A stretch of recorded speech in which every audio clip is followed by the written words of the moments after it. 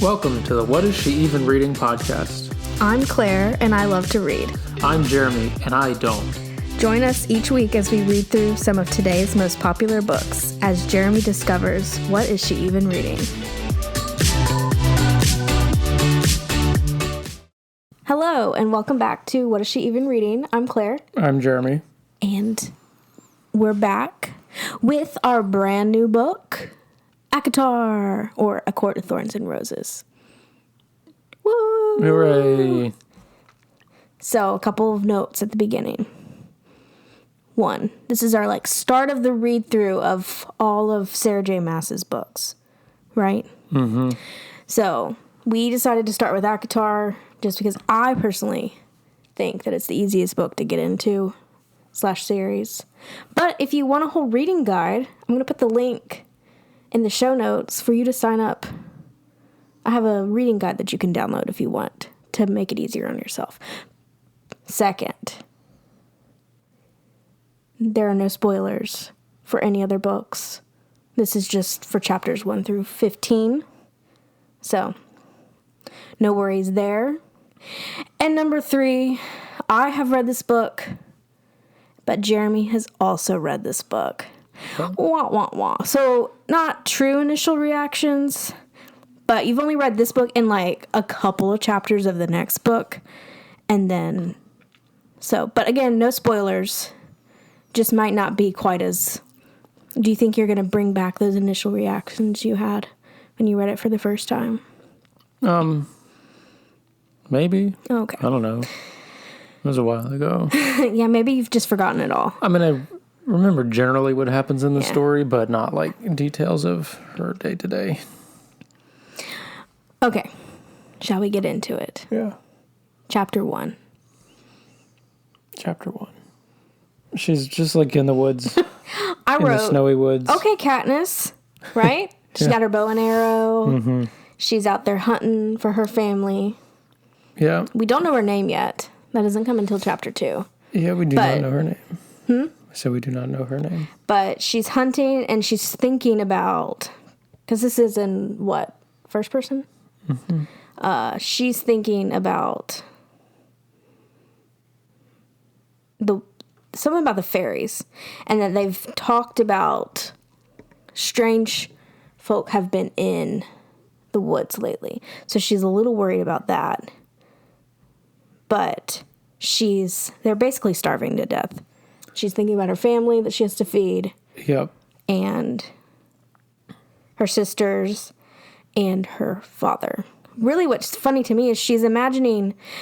The quote is, "Sometimes I would even indulge in envisioning a day when my sisters were married and it was only me and father with enough food to go around." Poor girl. I know. But, yeah, she sees this giant... I guess she's heard the talks of the giant wolves, right? Mm-hmm. So she sees one.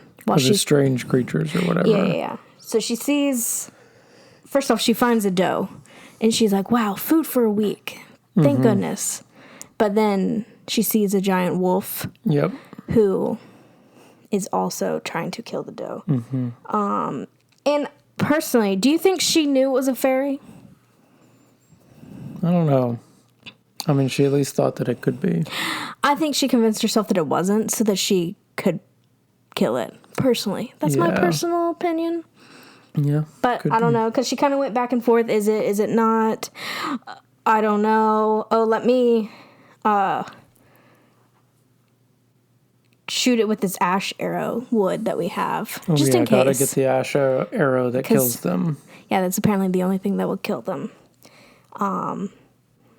Because she did say, if it indeed was a fairy's heart pounding under that fur, then good riddance. True. So... they obviously have some sort of beef. Yeah. History. Well, I mean, I don't remember. I guess they haven't explained it yet, have they? I don't think so. Okay. But some of these chapters kind of ran together, so I don't know which one. Yeah, she shoots him. She does note he looked with a sort of awareness and surprise that made me fire the second arrow, just in case, which was like, you knew, but whatever. And then she just skins him and leaves behind the meat, but takes the pelt. Yep. That's kind of the end of the chapter. We don't know her name. We don't know much about her other than she's got 2 sisters at home and a dad, and she's trying to feed them, and they're starving to death, basically. Yep. You have anything else from that chapter? Not from that chapter. Chapter 2, I mean, honestly, a lot of this section of 1 through 15 is a lot of world building. Yeah. So. Yeah, and this chapter 2, she gets home.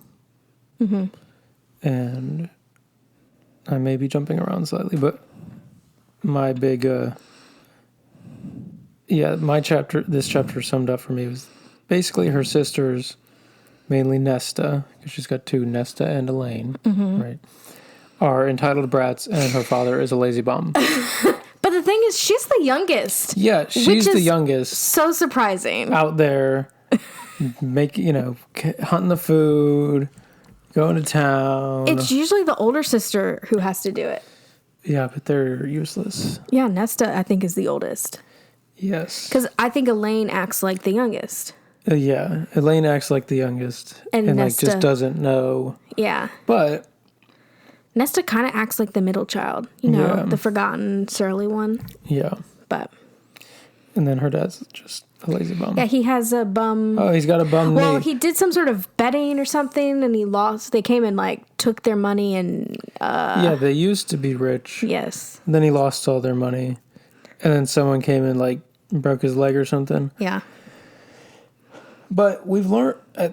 maybe it's not in this chapter. We learned that they've been there for, 8 years or something. Mm-hmm. It's quite a while. It's not like it just happened last month. Oh, so you're saying they should have I'm saying he should have gotten his crap together at some point. Well, and get your shit together and hobble out and go do something. Yeah, as a father. I mean, maybe he was embarrassed. Who cares? I know. I think they Be all should embarrassed for a month. Get it going, bud. I just can't believe they're just okay, bye. Bye, Farrah. Good luck in the woods today. Never, do you need any help out there? Yeah, because she comes back and she's like, they didn't chop the wood. I don't know if that was in this chapter, but I mean, we're just going to end up talking about it. And she's like, I can't believe you didn't even chop the wood. Yeah. And she makes a big stink about it. Mm-hmm. You can't chop wood for us, but you want to marry a woodcutter's son. Which she doesn't want her to marry. True. But. Also, this is when we learn her name. Yes. Spelled Feyre. Farah.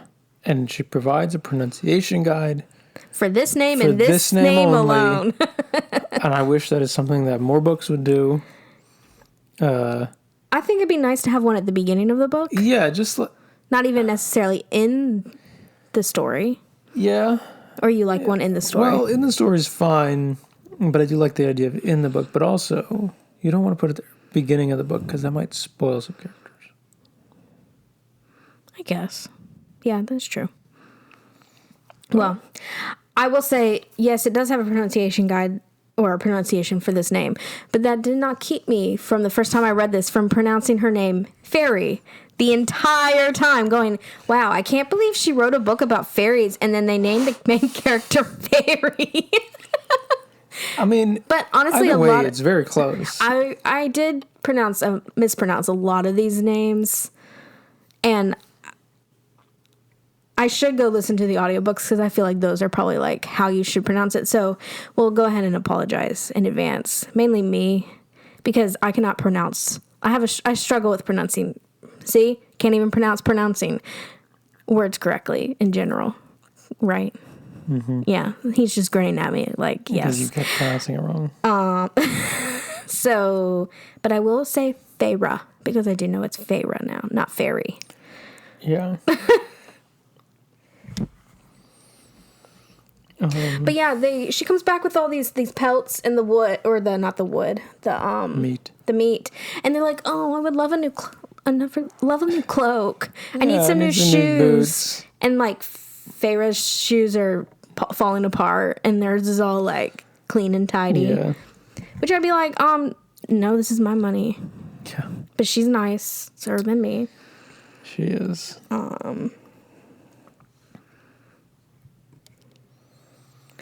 Yeah, they talk about they had gotten some money at some point and she bought paint for herself.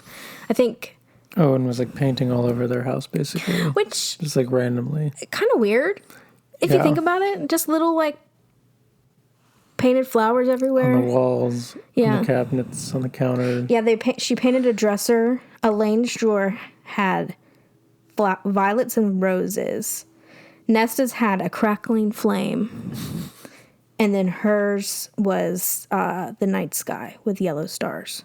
So, but yeah, she's painted flowers everywhere. She comments on it a lot. Like, oh, look, there's that thing that I painted that's faded away. Mm-hmm. So, a lot of people wonder if she's a good painter, if this whole time she's really, like, crappy at painting. It's funny. But I will say, I've heard someone also say this. Nesta would never let her get away with that. She'd be like, you and your crappy painting. That is true. So I think she must be pretty decent at it. But, yeah, we find out Nesta wants to marry Thomas Mandre, the woodcutter's second son. And she does say, love won't feed a hungry belly. But she doesn't want her to marry him. But we don't know why yet.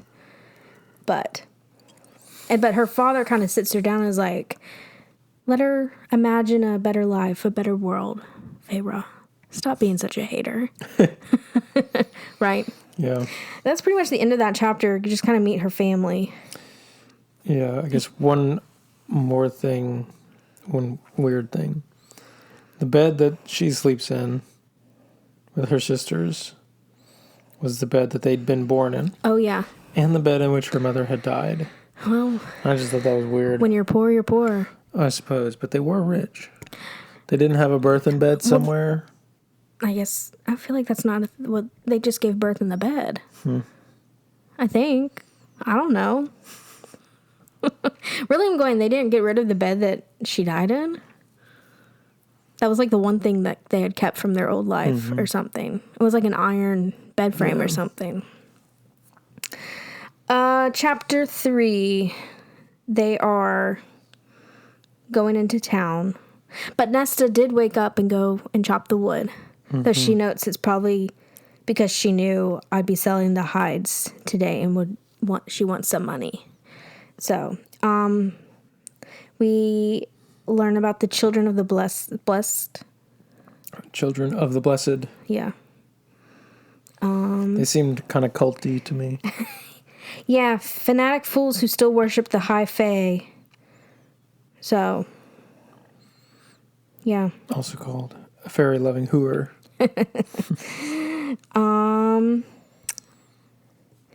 Yeah, she meets a mercenary who kind of tells her...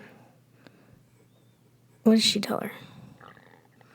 Do you remember? She tells her some things about what's going on. A garden for an old nobleman who claimed it had been getting worse these past 50 years regarding, like, encounters, if you will, near the wall. Oh, yeah, there's a wall. Things keep slipping through the wall. Yeah, there's a wall between the human land and the fairy lands from some war 500 years ago or something like that. Yeah, she describes her with veins that are black, solid black, spider webbed and creeping like frost. It's kind of weird to think about. Yeah, there's not much. She has kind of a boyfriend with Isaac. Oh, yeah, they're just, I'll censor myself, F-buddies, basically. Thank you, honey. But you're welcome. There's always, in fantasy books, there's always some sort of contraceptive brew. Yep, I highlighted that because you had pointed it out in Fourth Wing. And Isaac takes it this time, not her. Yeah. So, interesting. Because she can't afford it. So, and then the end of this chapter is when I feel like the action starts picking up a little bit. Yeah, before we get there. Oh. They seem to think that iron... Oh, yeah. repels the the fairies, because her sisters have like iron bracelets on or something. Well, they have a lot of things that they remember. Yeah. Because, like, is this... I don't know. It's in this chapter section that fairies can't lie. So she's... Well, that's said several times. Well, I know. So that's like a thing that's... They all think. They kind of think that iron... True. Which, I mean, it might. You don't know yet. It's true. Same with, like, the little carvings or something by the door. Oh, yeah. And her dad wasted money on. Yeah, because she's like, obviously it doesn't work because then we meet... At the end of the chapter, someone comes bursting into their house. A monster. Big monster. A growling shape is how it's described. We don't know it's a monster yet. But chapter 4 is... the beast has to be as large as a horse. While his body was somewhat feline, his head was distinctly wolfish. And I didn't know what to make of the curled elk-like horns that protruded from his head. But lion or hound or elk, there was no doubting the damage his black dagger-like claws and yellow fangs could inflict. Scary. Yeah, maybe I have no imagination, but I'm like, he's a cat, but he's got a wolf head, but he's really big, and he's got the little curly Q. I don't know. I guess this thing on the front of the book, right? That's a wolf. That's a wolf because it's got the arrow. You're right. I've never actually looked at the thing. I'm sure we can look up a picture. I'm sure we could. That someone's drawn. But it immediately screams murderers, basically, at them. And her father basically hides behind her. Yeah. And Nesta is protecting Elaine. So poor Feyre, right? Yeah, he's come to collect someone to kill because someone killed the wolf. Yes. So, she's kind of trying to figure out how to save her family this whole time, which I think is sweet, but then her family is not concerned at all about saving her. No. So she's very worried about like, oh, I think Nesta will, try to buy Elaine some time, but my father's probably not gonna like I don't know. You know what I mean? Like, poor Elaine. But, so either she has to die or because of this treaty between humans and fairies, right? Yeah. And then once she kind of... Well, you didn't finish that thought. Oh. She can either be killed or you can cross the wall and live out the remainder of your days in Prithian. Prithian being the very lands. Yeah, but he only gave her that option once she stepped forward. Okay. So I wonder if he was going to kill the dad. He might have done. Or someone else. Like, oh, she's cute. Or he just was like, oh, she's so young and... You can come live with me. Yeah. Okay. But she is like, okay, fine, I'll go with you. And she turns to Nesta and was like, whatever you do, don't marry Thomas. Whatever his last name. Mandray. Because his father beats his wife and none of his sons do anything to stop it. So even though they don't care about her, Feyre loves her sisters. And her dad. Yeah. So... and then her dad is like, you were too good for here. Never come back. Yeah. See ya. Go on now, get. Yeah, pretty much. Like, even if you manage to escape, please don't come back here. Which I'm like, is he worried about her coming back and them capturing her again and killing her? Or is he worried about himself? Or is he like, we'll never see you again anyway? You know what I mean? Like, But, so, Feyre is, going with this monster. Yep. Wolf cat creature. Anything else for chapter 4? There was a note about those ridiculous wards on our threshold were as good as cobwebs against him. Yeah. Those were the carving things. And then he pulled out the ash arrow, sniffed and snarled at it, and then he snapped it in half and threw it in the fire. Yeah. Which was poor Feyre. She spent money on that. I know. So chapter 5 basically they're just walking, or she's riding a horse, and they're walking back to the wall. So, I don't have a ton of notes for this. No, that's basically what it is. Other than, like, she kind of knows a little bit of the world. As far as we knew, the High Fae still govern the northern parts of our world. So from our enormous island, and then there's a separate continent that they also do. She's going to the top part of their island is called Prynthian. It's divided and ruled by 7 High Lords. And that's pretty much why. She kind of is like, I don't know why we stayed on the island, which I don't know why either, because it's such a tiny little territory of humans. Yeah. But if you look at the map, but they know kind of a bit. So they do know a lot. I guess it's the like rumors that go around of like, don't touch the wall. Yeah. But yeah, she can tell when magic is being used because it's like a metallic thing in her nose or her mouth. But basically he puts her to sleep. Yeah. And she wakes up across the wall I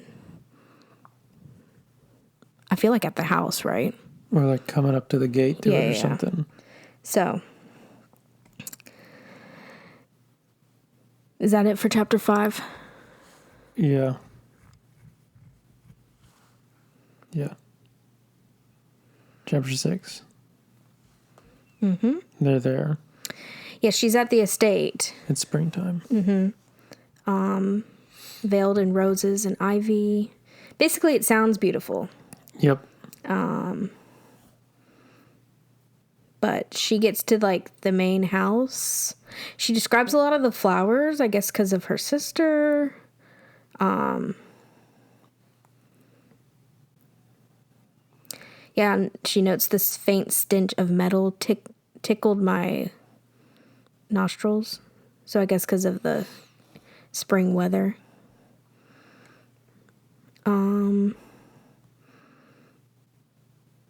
Anything you have to note? She kind of was like, oh, here's how I would escape. She's very focused on escaping in these first couple chapters when she gets there. I do think it's interesting that when he plops down in the chair, is a flash of light. Yes. Like, I didn't catch that the first Me time. So I just always imagined him, some sort of transformation back. But I never knew there was a flash of light. It seems a little like special effects magic. Yeah. But then he sits there and like has his claws constantly popping out of his hands, which is weird. Yeah, I guess I thought he just shifted like a werewolf would shift. Yeah. Like, yeah. I don't know. And they have a bunch of food there, and she's like, what the heck? Yeah. I've been starving for years, and look at all this food. But she doesn't want to eat it because they will enslave you if you eat or drink their wine. So she kind of just sits there. But yeah, so the beast turns into a golden-haired man. High Fae. She describes him as beautiful, lethal, and merciless. Yep. He's young. He seemed young because his nose, cheeks, and brows were covered by an exquisite golden mask embedded with emeralds. And she goes, some absurd High Fae fashion, no doubt. She basically doesn't question it. I guess that's what they were. Yeah. And he's like, you should eat something. But she's basically like, I'm not eating anything. He says, I'm not your jailer. You can go live anywhere in Prythian you want. Yeah, that's pretty much. Oh, and then there's another guy who shows up. Another redheaded feller. Who also wears a mask. And we find out the wolf, his name was Andrus, something like that. Oh, and the redheaded guy. So I don't know if it said his name yet.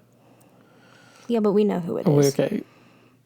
Lucian is missing an eye, has a golden orb, and moved as though he could use it. I always picture him like Mad Eye Moody. Mm-hmm. The eyes With that just weird, looking around. eye. But he's wearing a mask that looks like a fox.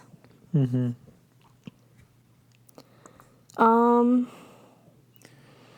And they tell her to keep her wits about her. Your senses will try to betray you here.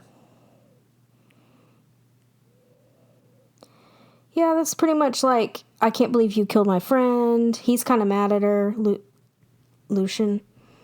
But I always called him Lucian. I did too, but I think it's supposed to be Lucian. I don't know. Luke. Hey, Lou. L-Dog. Lou. And then they're like, oh, here, Alice will take you to your room. You could use a bath and some fresh clothes. Basically, you stink. Yeah. I don't know. They basically are just like, I can't believe you brought her here. And he's like, her life in that hovel was hell enough. But she goes up to take a bath with Alice, and then she sees all the other servants are also masked. So, and they pluck her until I felt like a chicken being prepared for dinner. But they also cut her hair, which I think is wild.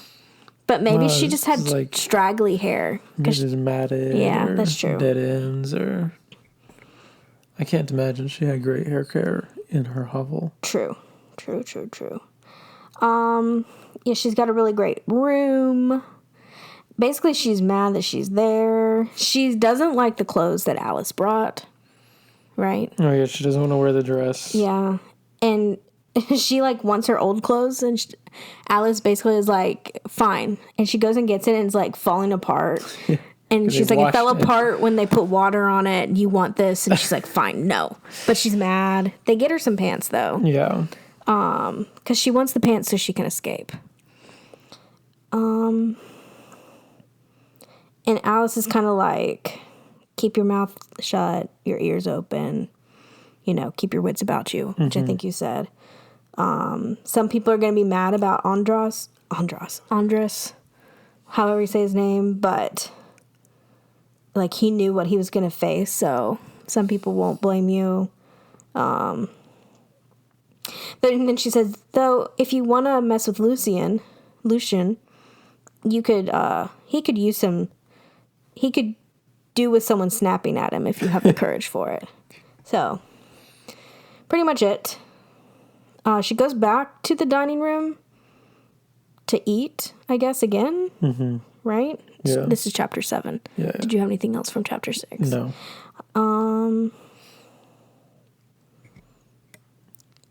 Lucian basically says you kind of suck. Your skills with the females have definitely become rusty. We learn his name, the monster's name, finally. Tamlin. Old Tamlin. He's really old because they're immortal. She finds that out. He could be hundreds of years old. They're immortal, but they could be killed by an ash arrow. They say her hair is clean. A nice little compliment. And then he comes over and he basically is like, you need to eat something, and makes her a plate. And she kind of is like, I don't need to be served. And he's like, it's an honor to be served by me. I think she finally eats.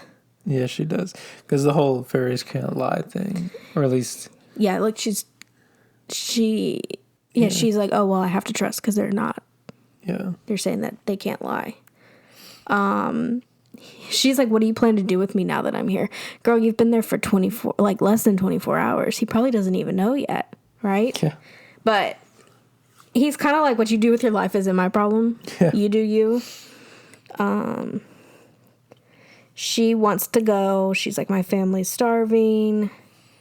But he says they're well cared for. Yeah, so he's like, somehow is taking care of her family, which is a very generous thing. Mm-hmm. He does say, you think so low of fairies that you believe I'd take their only source of income and nourishment and not replace it.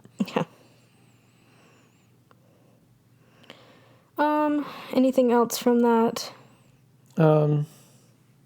She calls him a fairy bastard, or thinks it. He asks if she wants a tour. She says, no, thank you. And I'm thinking, just take the tour. Why not? Yeah. Like, well, she's tired from her long day. What's the harm in that? But he does say, like, if you cross the wall, your family will no longer be taken care of for. Yeah. So she has a choice. Yeah.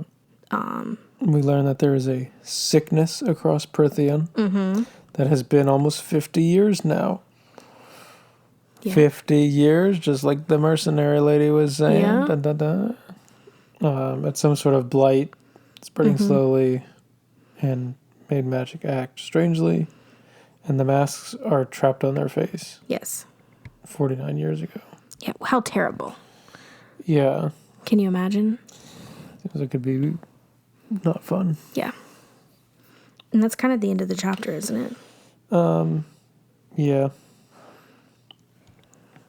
Yeah, magic has been... He says Andrus was across the wall that day because I sent him to search for a cure. Mm-hmm. But that was about it. Okay, chapter 8.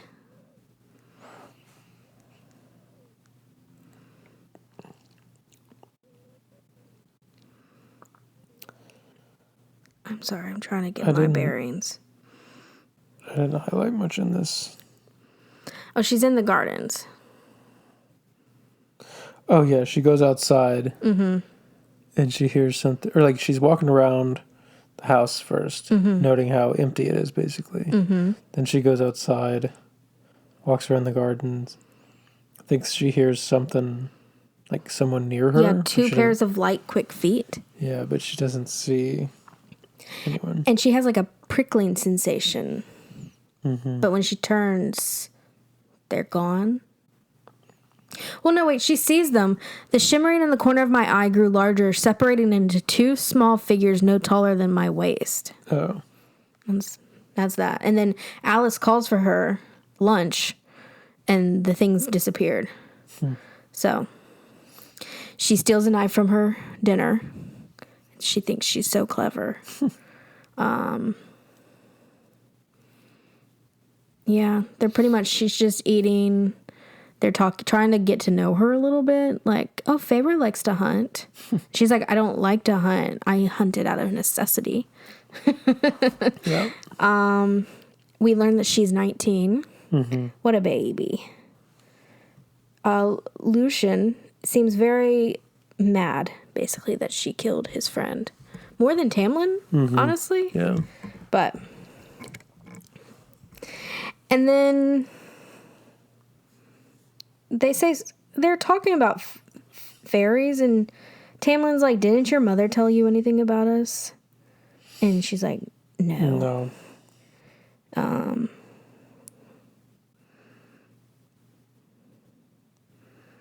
Yeah, she kind of just makes a little set of stuff she can disappear with in her room, and that's pretty much it. We didn't note earlier she set a trap and caught Alice in it, right? Oh, yeah. Which was kind of funny. Yeah. But anything else for chapter 8? Again, a lot of these are just kind of like you're just kind of discovering the world. Yeah. A little world building. She's just hanging around. Yep. Chapter 9, she's gonna try to locate Lucian alone. Because she thinks he'll want to help her escape or find a way out of the treaty. Because he doesn't like her, basically. Yeah. So she, like, tracks him down and like, oh, I want to go with you on your riding thing. Mm-hmm. So she has to first turn down Tamlin, who I think offers again for a tour. And she's like, no. Yeah, I want to be alone today. But then she goes with Lucian to patrol. To let her prove, like, is it her ability to hunt or something? Something like that. But, so they're out. You know, he's basically like, when are you going to try to convince me? Yeah, he's on to her. Yes, he knows. And he's like, I can't, there's no way out of it, basically. She's unconvinced still. But then, all of a sudden... Well, first off... Go ahead. No, what were you going to say? I was just going to say they're talking about the blight. Oh. But go ahead. I was going to say we learned that Tam, can shift... He can shapeshift, and then he can shift other people into different things. Which I had forgotten about. Yeah. But he saves it for his sentries only. Mm-hmm. So not Lucian. Yeah, and they chose to wear the mask to honor his shape-shifting ability. Yeah. On whatever night. That masquerade. Yeah. So, and she's like, what happened to the magic to make it act that way? And something was sent from the shitholes of hell, he said. And he's like, oh, I shouldn't have said that. If it got back to her. And then all of a sudden, he's like, no, never mind. I can't tell you. Yeah.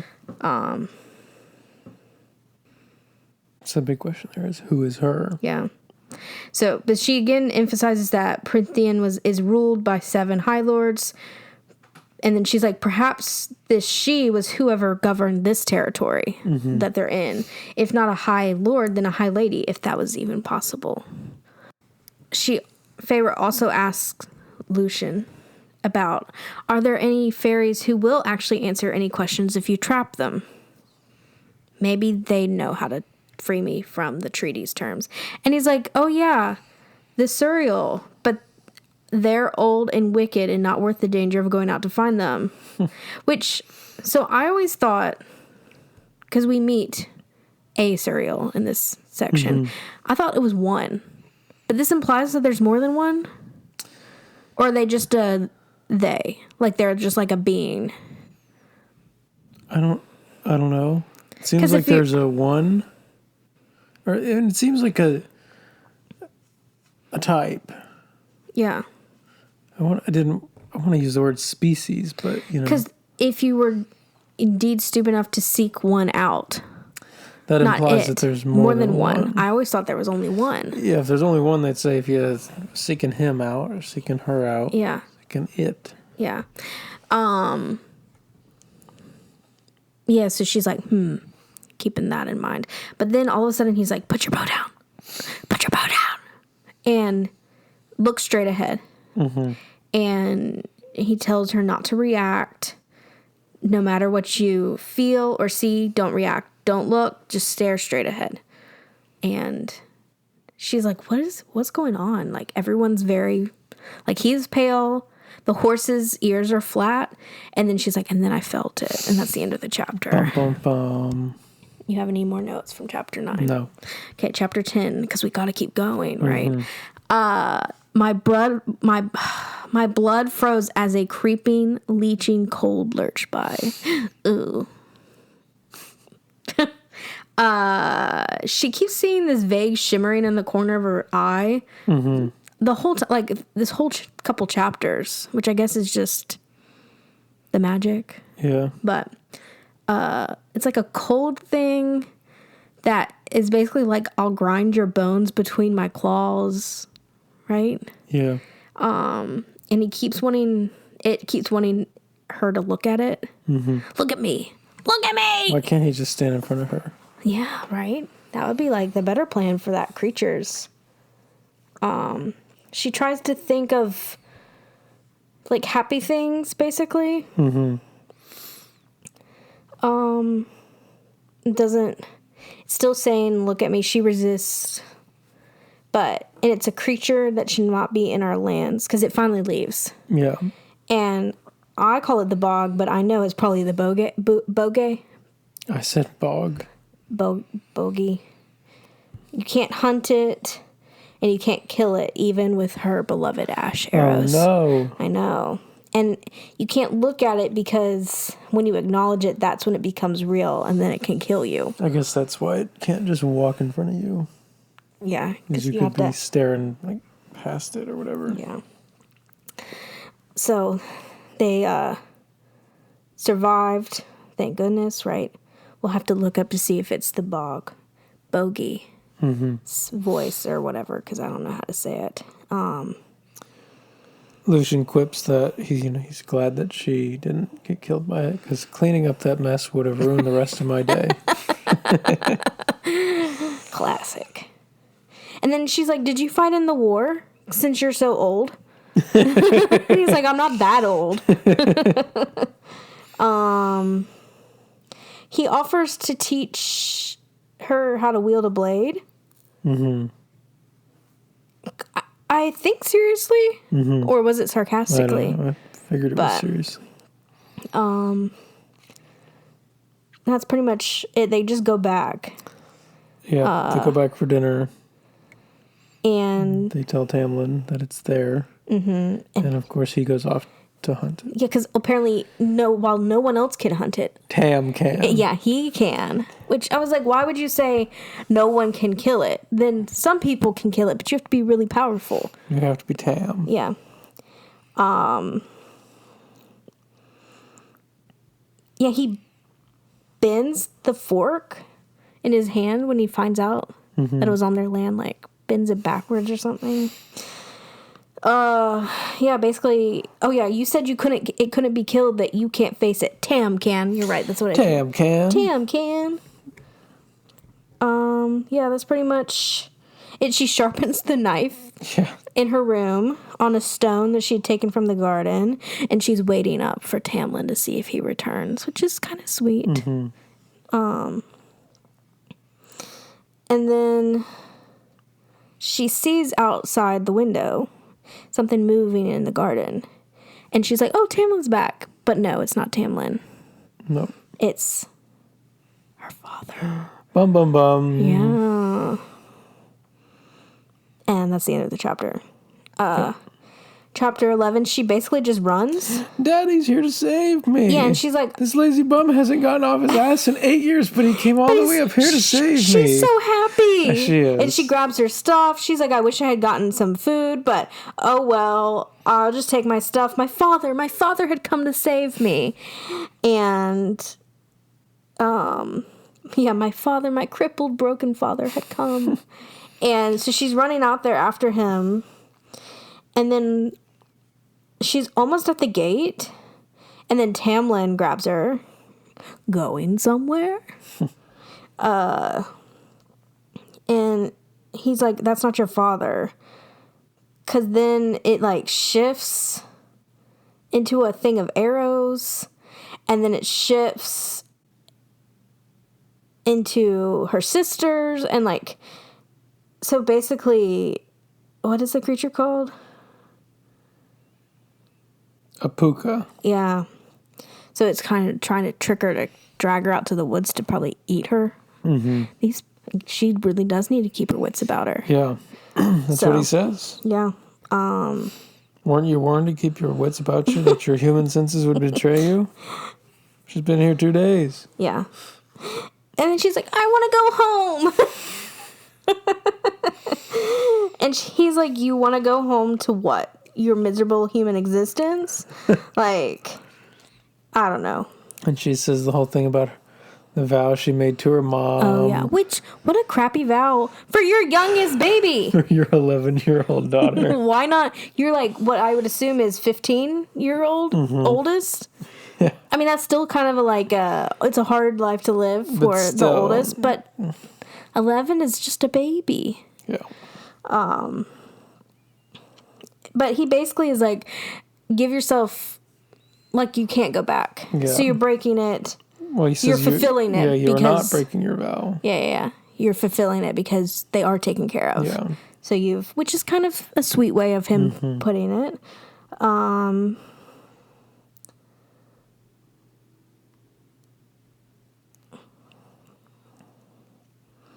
Yeah, is that kind of it for the chapter? They kind of argue back and forth. Yeah, we learned it's a puka. Mm-hmm. They use your own desires to lure you to some remote place, then they eat you slowly. Yeah. So I wonder if that was the thing, the two little creatures that she saw earlier. Maybe. Or is that something else? It could have been something else.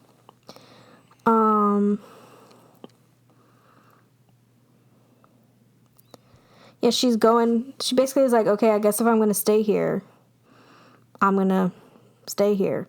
So she goes with Lucian on his patrol with him for 3 days.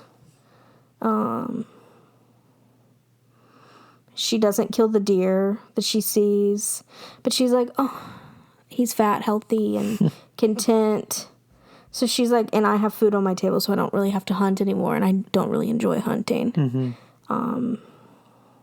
Yeah, Tamlin's just running around trying to kill the boge, whatever. So she doesn't really see him. Yeah, anything else? He gets into moods, apparently, Tamlin. Yeah. Oh, yeah, I think at some point when Tamlin's, I won't say storming off, but Lucian says that you don't hold on to power by being everyone's friend. Mm-hmm. And among the fairies, lesser and high fae alike, a firm hand is needed. So, basically, that's why Tamlin's so hard on getting all these people, all the other ones to get off his land. Yeah, and then she's having a dream about killing the wolf. Mm-hmm. And then she's kind of like, she feels bad. Yeah, because like in the dream, she skins it and then it turns into the guy or whatever. Yeah. How horrifying. Yeah. That's kind of the end of that chapter. Anything else? Chapter 12. Okay. We learn that she can't read or write. Yes, More poor than thing. basic letters. Poor thing. Yes. But she's making a makeshift map, which if she'd just taken the tour, she'd know where things were. Exactly. She had multiple opportunities to take that tour. But then also, like, how is she making a map if she doesn't know how to write? Like, you just scribble. And, like, drawing pictures, I guess. Yeah. Oh, that makes sense. Duh, Claire. How is she making a map? She's just writing symbols on it, not, here is my bedroom. Yeah. She's looking at the paintings. Of course. Admiring them. She's like downstairs when Tamlin comes back. Yeah, it's about there's the blinding flash again, which I think is kind of silly, but he keeps his clothes. Mm-hmm. So he like shifts back and he has clothes, but they're shredded. He killed the bog, and he has hurt his hand, so she goes and helps him wrap it up, which is so sweet. Because I was like, but aren't they immortal? But apparently it has some sort of poison that slows the healing. Yeah. Oh, whatever. Romantic moment, right? He knows that she can't write. They have a small infirmary there, which I'm like, why? If they're immortal. For just this moment. I guess so.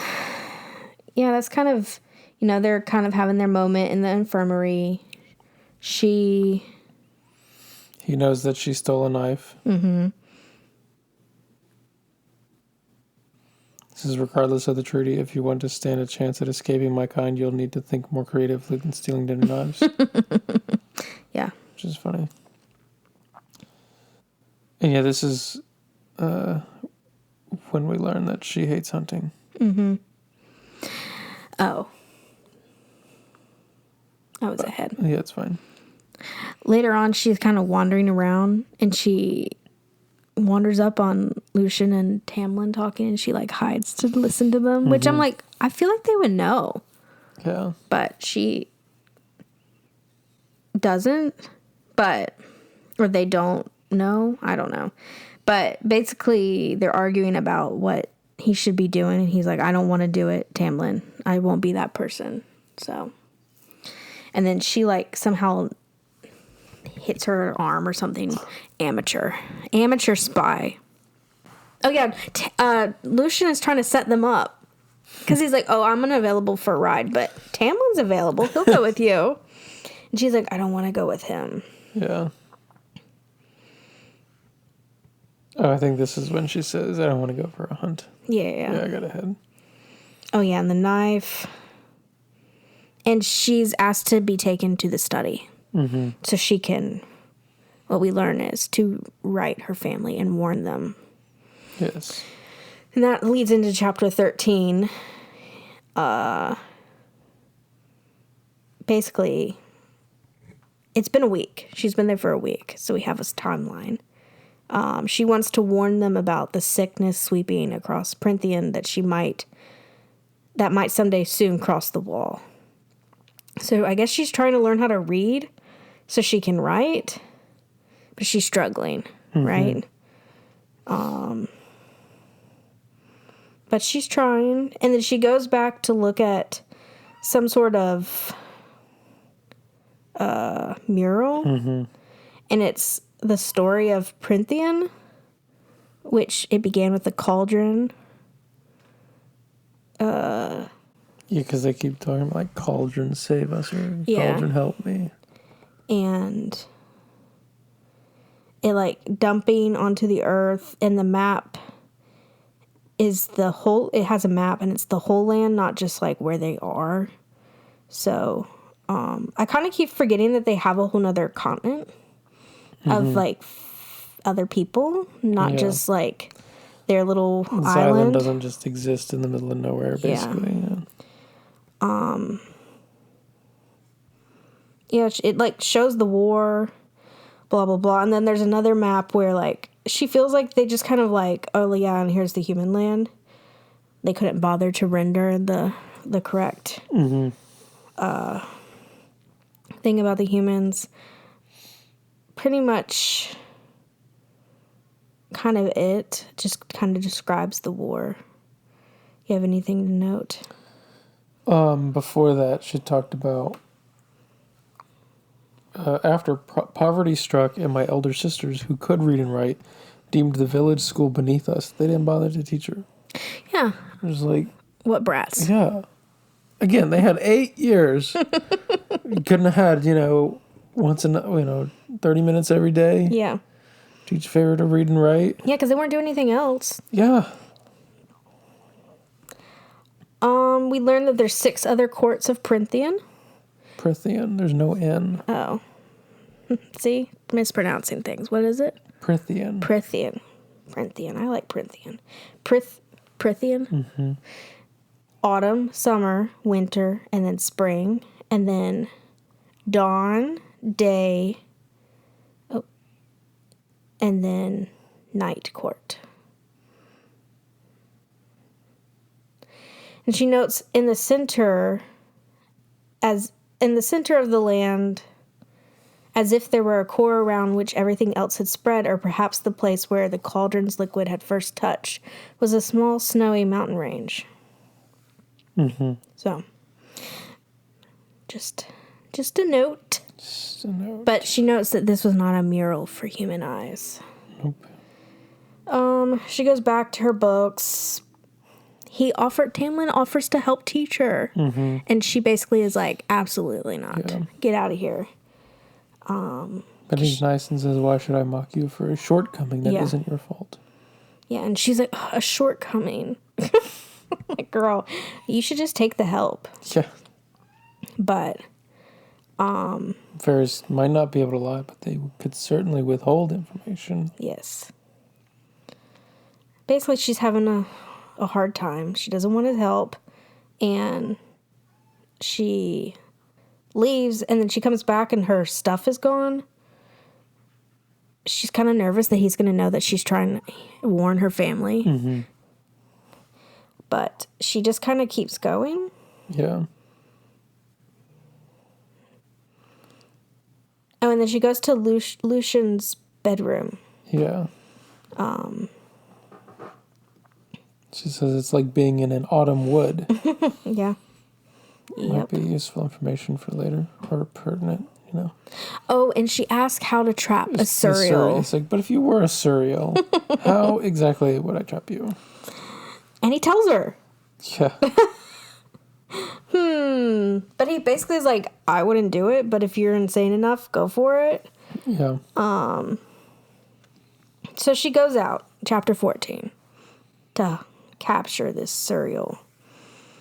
And the thing is, she does, which is kind of impressive. And there's also some, like, he talks about the birch trees and whatever, and there's this, like, I think it's kind of a stupid thing. Like, he doesn't want to go, run across water. So, like, if you find a stream, you can run across that and leave its ass on the other side, basically. Yeah. If it wants to hurt you or something. Yeah.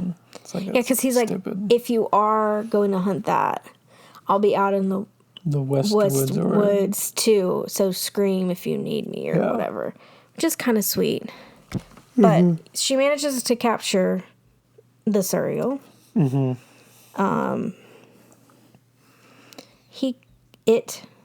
The Suriel seems kind of creepy. Yeah. Tall, thin veiled figure in dark, tattered robes. Yeah. Yeah, with a face that looked like it had been crafted from dried, weather-worn bone. Oh my God. Its skin either forgotten or discarded, a lipless mouth and 2 long teeth, held by blackened gums, slitted holes for nostrils and eyes that were nothing more than swirling pits of milky white. Yeah. Terrifying. Yeah. And it talks to her. And this is something that happens in this book. You can note it now. My bowels turned watery. But she asks, can I get out of this treaty, basically? And he's like, no, unless you want to be killed or you want your family to be killed. You have to stay here. And she's like, what do you know about Tamlin? And he's like, I know a good many things about the High Lord of the Spring Court. You need to be more specific. And she didn't know that he was a High Lord, which I was kind of like, you're in a big fancy mansion. Yeah. He's got a lot of power. Whatever. Yeah, if he's the one who can go kill the unkillable thing, you'd think, maybe he's somewhat important. Yeah. The Suriel is a member of no court. He's older than the High Lords, older than Prithian, older than the bones of the world. Dun, dun, dun. So then, is there more than one of him, though? Well, that's what I'm wondering. Because that kind of sounds like there's only one. Only one. But then they've talked about it like there's more than one. So I don't know. She asks what can be done about the blight.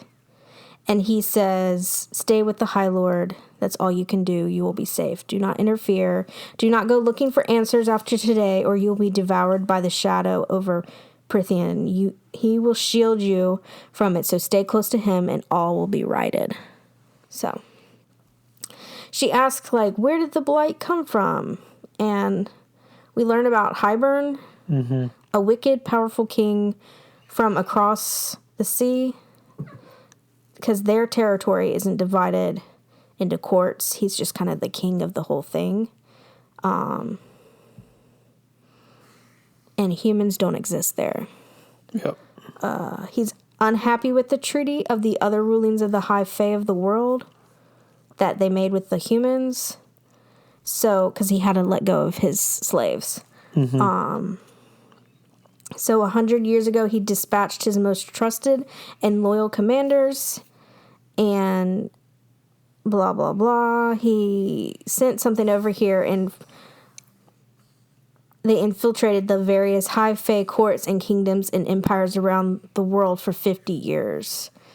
And then he's kind of like keeping the Suriel is keep going, and then he's like, we are not alone. And he's like, you have to free me and run.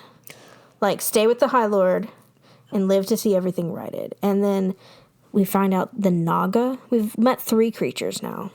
The Naga are there. Fairies made of shadow and hate and rot. They heard my scream, and they smelled you. Free me, because basically it's bad if they catch me. Mm-hmm. And 4 shadowy figures come out from the trees. Uh-oh. One more thing to note, when he was talking, he said nearly 5 decades ago, one of his commanders disobeyed him, referring to the King of Hybern. Mm-hmm. There we go again with 50 years Mm-hmm. before all this stuff's starting to kick off. So what could that mean? So, last chapter, chapter 15, or last chapter of this section. The Naga, they were covered in dark scales and nothing more. They were a horrendous combination of serpentine features and male humanoid bodies, whose powerful arms ended in polished black flesh-shredding talons. What? Scary? Yeah. She kind of like backs up and she screams so that Lucian will hear her, and she hopes that he'll hear her. And then she screams and then she shoots an arrow to let the Suriel go. Yeah. And he just kind of peace. He's out of there. Yeah. She manages to shoot one with an arrow, and the remaining 3 are like chasing her, basically. She makes a good run for it. Yeah. A lot of running. She fights. Yeah, they catch up to her and surround her. Yes. She gets thrown to the ground at one point. She stabs one of them. Yes. With Lucian's knife that he gave her. And then Tamlin comes in. Yep. He saves the day. He does. Here comes Tamlin. He's apparently been hunting them, and they got away from him. Or this group of them got away from him. And he basically just, like, kills them. Yeah. Done. Done. Because he's a big scary monster man or whatever. Yeah, he was tracking a pack of them. And then he saw the dead one that she killed and then smelled her. So he went running. But he manages to heal her with his magic. Yeah. Which means is pretty much... He's a mender. Is that a Fourth Wing reference? Yeah. Yeah, that's pretty much it.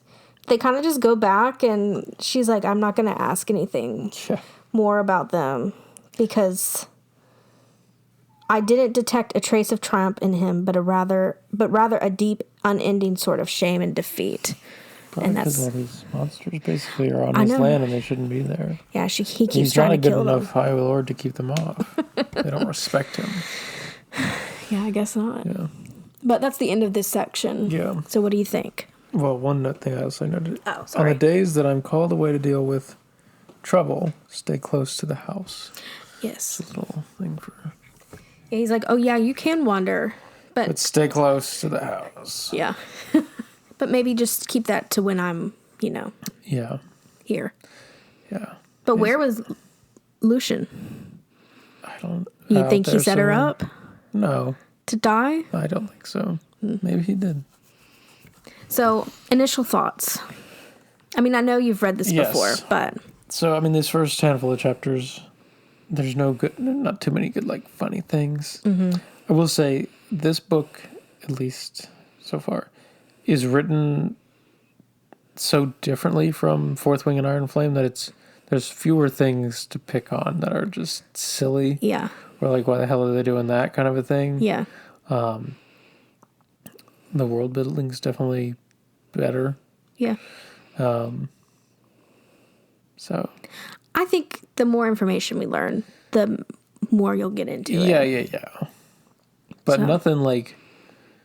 I mean, the big premise of this story is the whole fairies thing. Yeah. So, of course, there's going to be magic and ridiculous flash of light, shape-shifting. Yeah. Like, I mean, I guess suppose it's not a puff of smoke. That'd be funnier. Throw something down. That'd be funny. Yeah. But, yeah. No predictions. Well, the obvious prediction is she's going to fall in love with Tamlin. You think? And, of course, it's hard to predict things when I know what happens at the end That of the is book. true. So, no predictions this time. No major predictions. The next book will have predictions. The next book I'll have more predictions. Yes. So. But no, it's a good book. So do you like it? You think you like it a little bit better than Fourth Wing or Iron Flame? The Fourth Wing, Iron Flame, I think, are a little easier to read in the sense that they're just more modern language. Not that this isn't modern language. It's just... Well, there's more... This is written just language-wise more like a... Like a fantasy book. Like a, classic fantasy book. Whereas Fourth Wing, Iron Flame are written as if you took a Zoomer, if you will, or perhaps a millennial thinking what a Zoomer says, from 2024 and plunk them down in a known time period that's obviously a long time ago when they have no electricity and crap like that. Yeah. So. Well, so far so good. Next week we're reading chapters 16 through 31. And then the following week is 32 through the end of the book. So we're reading through this book fairly quickly, but it's an easier book. It's a smaller book to get through. So are you excited to keep reading? Yeah. Excited to keep reading the series? You going to become a SJM girly? No, I'm not. I'm not a girly. Okay, SJM guy? No. Okay. I'll convince you. Don't you worry. We'll see about that. Well, I think that's it. So make sure you rate, give us a review, share with your friends and family. This is the best time to start reading through these books because you can read with us. So if you've been a little intimidated, It's just a book. It's really not that bad. So, and it's kind of fun. So I did convince my best friend to read these books, and she read the whole series in a week. So they do get pretty good. Yeah. So. Okay. Well, we'll see you next week for chapters 16 through 31. Okay. Bye. Goodbye.